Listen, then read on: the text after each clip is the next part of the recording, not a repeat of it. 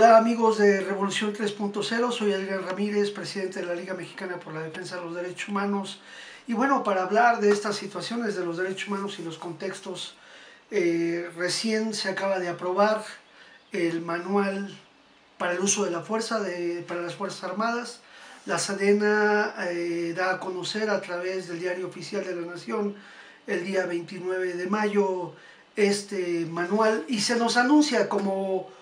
algo muy bueno para el respeto a los derechos humanos, como un manual que viene a proveer de herramientas importantes para el uso de la fuerza de parte de las Fuerzas Armadas.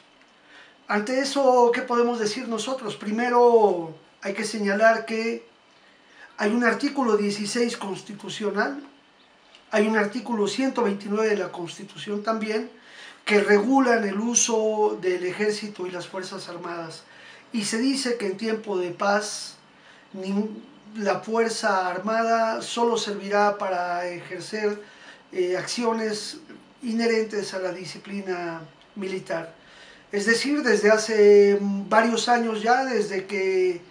iniciara Salinas de Gortari, primero con esta utilización del ejército, después el intento de la creación de la Policía Federal Preventiva, que finalmente hoy es esta Policía Federal,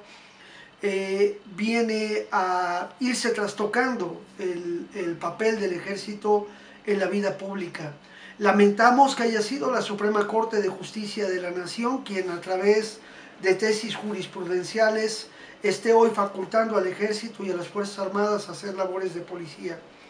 Este manual, que si bien es cierto puede tener aportes en el respeto o en el cuidado de las técnicas del uso de la fuerza, también no puede dejarse de mencionar un segundo aspecto importante. Este aspecto importante es el hecho de que el uso de la fuerza, y sobre todo por la forma en que está diseñada la redacción de este manual, habla mucho con relación al papel en seguridad pública, al papel en contención de manifestaciones o de acciones que hacen la utilización de los elementos del ejército. Nos plantean el respeto a los derechos humanos, nos plantean protocolos para la inmovilización de personas, pero también nos plantean el uso de las armas, nos plantean el uso de estas armas poco letales,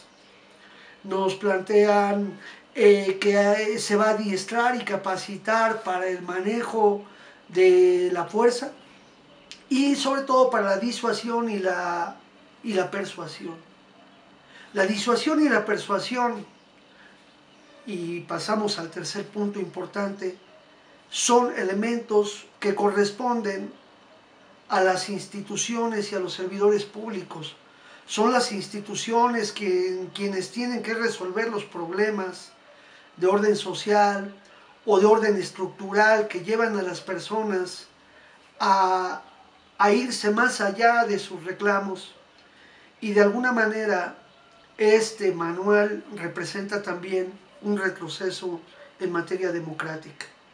Hacernos creer que las Fuerzas Armadas pueden ser un elemento disuasor en materia de contención de las sociedades o los grupos es un problema que también nos obnubila o nos empaña la situación real que estamos viviendo.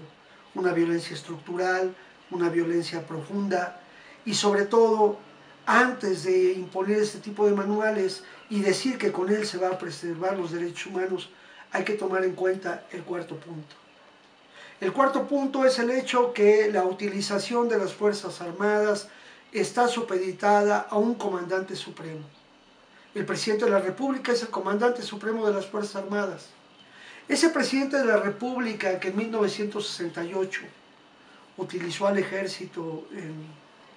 en Tlatelolco, ese mismo ejército que ha participado hoy en estas labores de policía,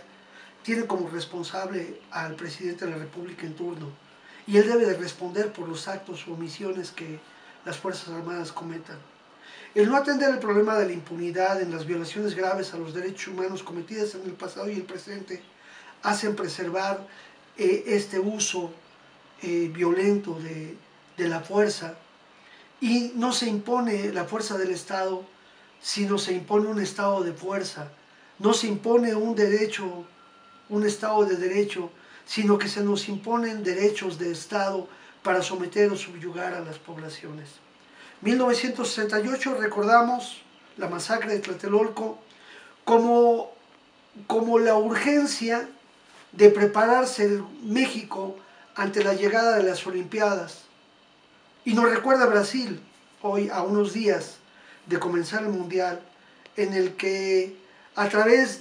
del Mundial de Fútbol se asoma toda la situación de violencia estructural, de falta de servicios, de falta de apoyo a los pueblos en Brasil, y que como ahora allá en Brasil, antes en México, se pretexta el uso de la fuerza para imponer la democracia y dar una cara bonita. La democracia no es una cara bonita, la democracia es una obligación de evitar el uso de la fuerza, no regular el uso de la fuerza, y que los responsables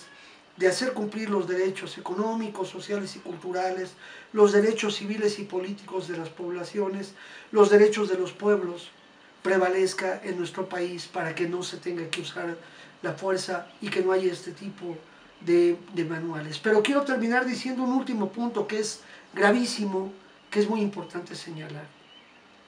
Lo que significa la capacitación de las Fuerzas Armadas para el uso de la fuerza se ha traducido en mecanismos de ejercer violencia física, de coacción moral, en las que hoy se puede torturar a personas, llegar a producir dolores y sufrimientos muy graves sin dejar huellas.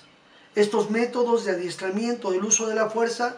que pueden llevar a un extremo a la persona y no producirle lesiones evidentes. Se habla en el manual del uso de las esposas, pero ahí no se dice que las esposas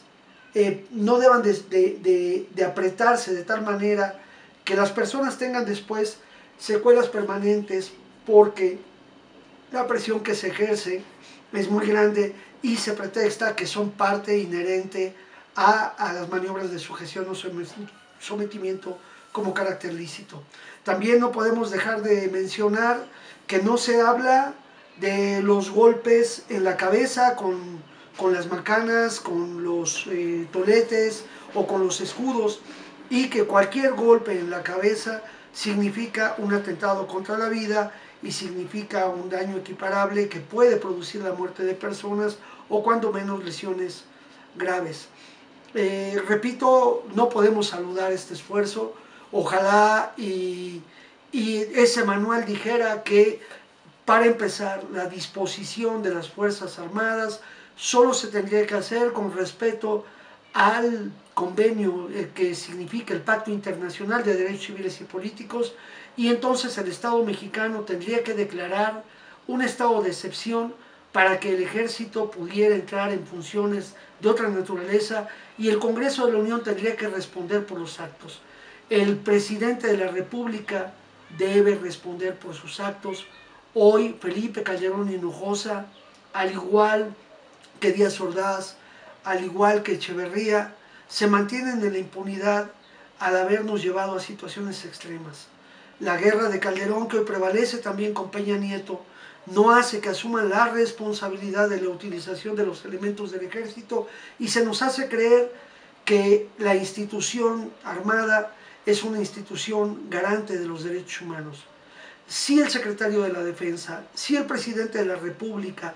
no sanciona los actos de los militares o marinos o elementos de la Fuerza Aérea que cometen violaciones a derechos humanos, se vuelven cómplices. Queremos un ejército garante, queremos un ejército y una Fuerza Armada donde las personas tengan la confianza y la seguridad, y no es solamente con propaganda como pueden hacernos creer en esta institución. La patria se defiende, pero con las instituciones, y el ejército nunca puede ser utilizado en contra del pueblo. En la siguiente entrega estaremos atentos y a conocer ustedes, hay que leer el manual, Conózcanlo, léanlo, está en el Diario Oficial de la Federación del día 29 de mayo de este 2014. Un abrazo, saludos y a luchar por los derechos humanos.